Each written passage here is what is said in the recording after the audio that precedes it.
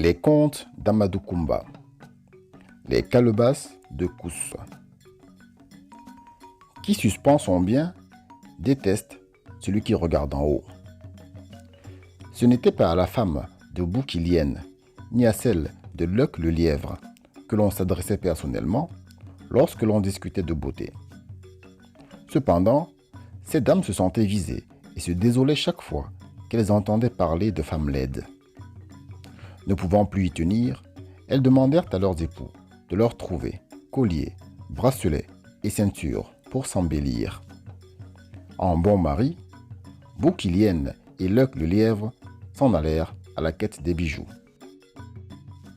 Au premier marigot qu'ils trouvèrent, Boukilienne s'arrêta, prit de l'argile humide, la pétrit, en fit des boulettes de différentes grosseurs qu'il mit à sécher au soleil après les avoir percées. Le soir venu, il en enfila plusieurs cordées et revint dire ceci à sa femme. « Tiens, voilà ton collier, voici tes ceintures. Mets-toi ceci au poignet et ceci aux chevilles. » Pendant ce temps, Luck le lièvre battait la brousse et fouillait la savane. Las de courir de droite à gauche, du matin au soir, et ce durant 7 jours, Luck s'était étendu, le soleil chauffant vraiment trop fort, au pied d'un baobab. « Que l'ombre de cet arbre est donc fraîche et bonne, fit-il, en s'étirant après un bon somme. « Si tu goûtais de mes feuilles, tu verrais qu'elles sont encore meilleures, dit le baobab.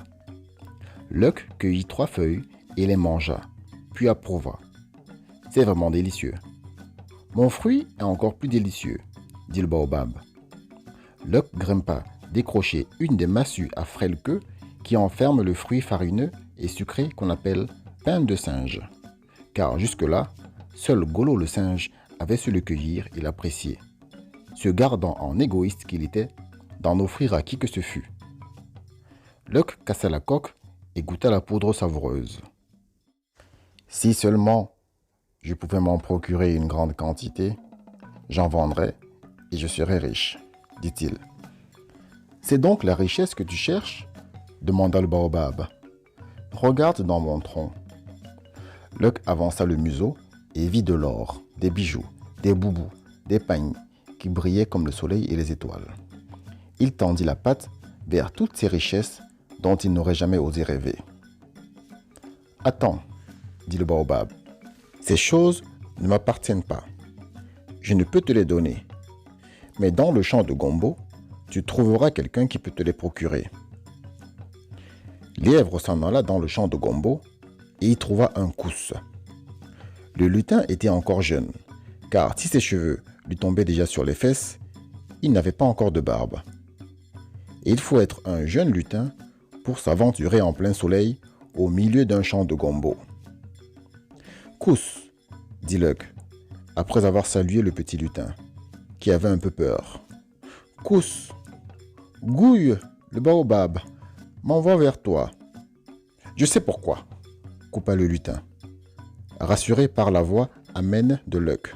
« Viens avec moi par le trou de ce tamarinier, mais garde-toi de rire de tout ce que tes yeux vont voir chez moi. Quand mon père va rentrer ce soir, il voudra placer son gourdin contre l'enclos. Mais ce sera le gourdin qui saisira mon père et qui le mettra contre la clôture de paille. Quand ma mère rentrera avec un fagot sur la tête, elle voudra jeter le fagot par terre. Mais ce sera le fagot qui soulèvera ma mère et qui la jettera sur le sol. Ma mère tuera un poulet en ton honneur, mais elle te fera manger les plumes rôties à la place de la viande qu'elle jettera. Tu mangeras les plumes sans rien dire ni t'étonner. » Luck le lièvre promit de suivre les conseils de Kous le lutin, qui le fit descendre par le tronc troué du tamarinier. Dans la demeure des lutins, tout se passa comme le petit Kous l'avait annoncé à Lièvre. Et celui-ci, qui ne s'était étonné de rien, de ce qu'il avait vu ou entendu, y resta 3 jours. Au 4e jour, le petit lutin lui dit « Mon père, en rentrant ce soir, te présentera 2 calebasses.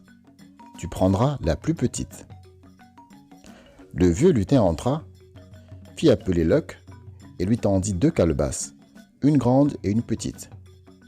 Luck prit la plus petite, et le vieux lutin lui dit « Rentre maintenant chez toi. Quand tu seras seul dans ta case, tu diras à la calebasse « Queule, calebasse, tiens ta promesse. Va, et que ton chemin soit doux. » Luck remercia les lutins, grands et petits, salua poliment et s'en retourna chez lui. « Queule, tiens ta promesse, fit-il, une fois seul dans sa case. La calebasse se remplit de bijoux de toutes sortes, de colliers, de bracelets, de ceintures de perles, de bouboutins à l'indigo, du bleu noir au bleu ciel, de pagne d'un galam qu'il donna à sa femme. Lorsque la femme de Luck parut au puits le lendemain, couverte de bijoux resplendissants au soleil, l'épouse de Boukilienne faillit mourir de jalousie.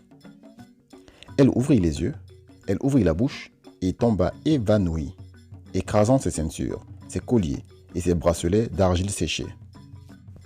Quand elle revint à elle, trempée jusqu'aux os par l'eau qu'on lui avait jetée pour la ranimer, elle courut jusque dans sa case, secouer rudement son mari, qui s'étirait et bâillait, venant juste de se réveiller de son deuxième sommeil. « Feignant, bon à rien !» hurla-t-elle, pleine de rage. « La femme de Luck est couverte de bijoux. Elle est parée d'or et de perles. Et tu n'as trouvé que de l'argile durcie pour moi? Si tu ne m'offres pas de bijoux comme les siens, je m'en retourne chez mon père. » Bouki chercha toute la journée comment faire pour se procurer des bijoux. Au crépuscule, il croyait avoir trouvé.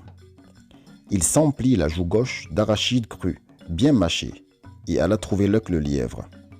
« Oncle lièvre, fit-il en geignant, j'ai une dent qui me fait horriblement souffrir. Enlève-la moi, pour l'amour de Dieu. » « Et si tu me mordais ?» s'inquiéta Lièvre. « Te mordre, toi? Alors que je ne peux même pas avaler ma salive? Ouvre toujours la bouche. Laquelle est-ce? Celle-ci » demanda Luck en tâtant une canine. « Non, encore plus loin. »« Celle-ci alors? » ?»« Non, encore plus loin. » Et quand Luck eut enfoncé profondément sa patte, Bouki ferma sa gueule et serra fortement. « Aïe, ouille !» cria Luck. « Je ne te lâcherai pas tant que tu ne m'auras pas dit où tu as trouvé toutes ces richesses. Laisse-moi, je t'y conduirai au premier chant du coq, » dit Luck le lièvre. « C'est juré ?» interrogea Bouki entre ses dents et la patte de sa victime. « Sur la ceinture de mon père, » promit Luck. La terre n'était même pas encore froide que Bouki, qui n'avait pas fermé l'œil depuis très longtemps, se leva et alla frapper son coq. Puis vint dire à Lièvre. « Le coq a chanté. »« Peut-être bien, » fit Luck, « mais les vieilles gens n'ont pas tout sauté. » Bouki alla au bout d'un instant serrer le cou de sa vieille mère, qui se mit à tousser. « Les vieilles ont toussé, » revint-il dire. « C'est bon, dit Luck, qui n'était pas dupe, mais qui se disait que mieux valait en finir avant l'aube avec cet impossible voisin qui ne le lâcherait pas. Les deux compères se mirent en route et Luck donna à Bouki des conseils, à savoir ce qu'il fallait dire et ne pas dire, ce qu'il fallait faire et ne pas faire. Il le laissa ensuite au pied du baobab et s'en retourna chez lui, continuer son sommeil. Boukilienne s'assit un moment, s'étendit un court instant, puis se leva et dit à l'arbre. « Il paraît que ton ombre est fraîche, que tes feuilles sont bonnes et que tes fruits sont délicieux. Mais je n'ai pas faim et je n'ai pas le temps d'attendre ici que le soleil chauffe. J'ai autre chose à faire de plus important. Indique-moi seulement où se trouve celui qui doit me donner des richesses pareilles à celles qui sont dans ton tronc. » Le baobab lui indiqua le champ de Gombo. Boukilienne y alla et attendit jusqu'au milieu du jour la venue du jeune lutin. Quand celui-ci parut, il l'attrapa et se mit à le rudoyer. Le petit Cousse le conduisit par le trou du tronc du tamarinier, après lui avoir conseillé de ne s'étonner ni de rire de rien de ce qu'il verrait chez ses parents. Pendant les 3 jours qu'il resta dans la demeure des lutins, Bouquilienne se moqua de tout ce qu'il voyait. Il déclara qu'il n'avait jamais vu jeter de la viande et manger des plumes. Ça alors, s'étonnait-il à chaque instant. Depuis que je suis né, je n'ai jamais vu ni entendu ce genre de choses. Le petit lutin Cousse, qui n'avait pas oublié les coups qu'il avait reçus dans le champ de Gombo, se garda bien d'indiquer à ce malotru de Bouki laquelle des calebasses il fallait choisir. D'ailleurs, Lulu eut-il indiqué que certainement Bouki n'en eût pas tenu compte. Bouquilienne s'estimait moins bête que Luck. Et d'ailleurs, pourquoi prendre la petite calebasse, comme le lièvre le lui avait conseillé, alors qu'avec la grande, selon toute logique, on devait avoir davantage de richesse? Pas si bête. Lorsque le vieux lutin lui présenta au 4e jour les 2 calebasses, en lui disant d'en prendre une, Bouquilienne se saisit de la plus grosse et demanda à s'en retourner chez lui. « Arrivé chez toi, lui dit le vieux lutin, tu diras à la calebasse, « Queul, tiens ta promesse. » Bouquilienne remercia à peine, ne salua même pas et s'en alla. Une fois dans sa concession, Bouquilienne ferma la porte de la clôture et plaça contre elle un gros tronc d'arbre. Il entra ensuite dans sa case après avoir ordonné à sa femme, qui pilait le mil et à ses enfants, de placer pilons, mortiers, marmites et tout ce qu'il trouverait contre la porte. Sous aucun prétexte, je ne veux qu'on me dérange, cria-t-il à travers la porte, si lourdement fermée.